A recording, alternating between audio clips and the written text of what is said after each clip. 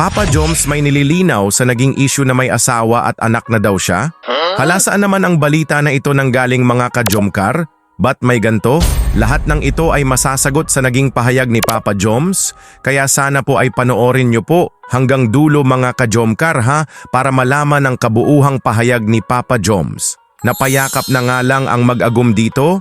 May kilig to the bones na pagre-reaction din po tayo mga ka-Jomcar ha. Pero bago po ang lahat ay mega love shoutout po sa ating ama at founder ng Kalingap Kuya Val Santos Matubang. At syempre po ang ating ina co-founder Ate Edna Vlogs, Idol Kalingap Rab, Ma'am Jack Tapia Matubang, and whole Kalingap family, Kalingap partners, Kalingap reactors. Mega love shoutout po to all. Bago po tayo mapunta sa issue na may asawa at anak daw si Papa Joms, halaasan ito galing na balita mga ka-Jomcar na nililinaw nga ni Papa Joms dito, ay panoorin po muna natin ang pagbisita ni na Kuya Rab with Papa Joms and K-Boys kay Carla sa ospital. Ito po. Ano daw sabi ni Carla? Anong findings? Ano kuya? Acute ay po. Acute. Kailangan ako humiko po. Hello? Ano unang mong naramdaman? Ano po kuya? Kasi sumakit? Maraming sakit ng ano po po. Diba? Sa likod. Kailan pa yan? Tagal na po. Patagal mo nang inihinda yung sakit. Mapacheck up na lang sana. Ay, buti na isip mo na magpa-check up. Ilang days ka na dito? Pangalawa. Nagkaroon nga ng acute UT ay si Carla, unang naramdaman nga daw ni Carla ang pananakit ng bewang niya na matagal na pala niya itong iniinda at mabuti, ay nagpa-check up si Carla na hindi na niya ito mas pinatagal pa. Kailangan po talaga na pag may nararamdaman tayo ay wag na natin patagalin para hindi ito lumala. Di ba po mga ka-Jomcar? Sa oras na na-vlog nga dito si Carla, ay 2 days na nga siya dito sa ospital. Sobrang nag-alala nga sina Kuya Rab kay Carla, especially na ang agom Joms niya with K-Boys. At parang alam nga daw ni Papa Joms ang dahilan ng sakit ni Carla. Panoorin po natin ito mga ka-Jomcar, ito po. Ako kaya parang alam ko na kung bakit ka nagkawin. Yan, kakaya mo kasi ng ano sito eh. Kakaya mo ng chicken spaghetti, yan tuloy. So, okay lang. Parang namumot lang ngayon. Okay lang ba yung kanong Nagsuka nga po. nagsuka ka? Parang hindi pala. Tayo check po. Or sure ka mga bawal sa'yo. Bawal na masyadong sugar. Nataas ang sugar. Ayo, kaka-soft drinks, mga ganun. Tawag dyan yung mga iced tea. Isa yan, bro. Kape. Lalo ng soft drinks, UTI. Mga processed foods. Processed food. Fast food. Yun ang iwasan nyo. Luto-luto muna kayo. Mas matipid pa. Yeah, bro. Diba mga isda, ganyan. Veggies. Green foods. Pag nagkasama nga ang mag-agom for a date ay they eat fast foods nga, kaya sabi ni Papa Joms ay parang dahil dito kung bakit nagkasakit si Carla.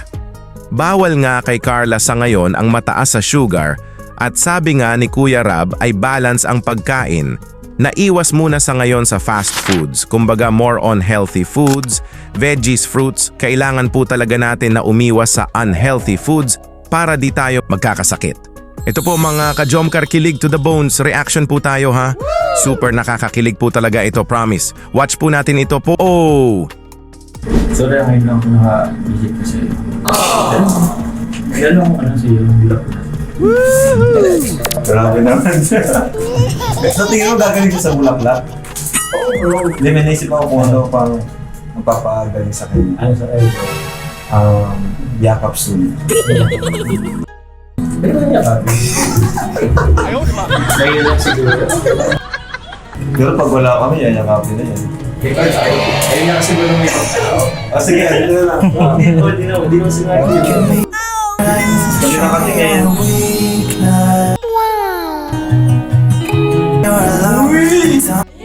Bakit makapanag na? Oh my my G!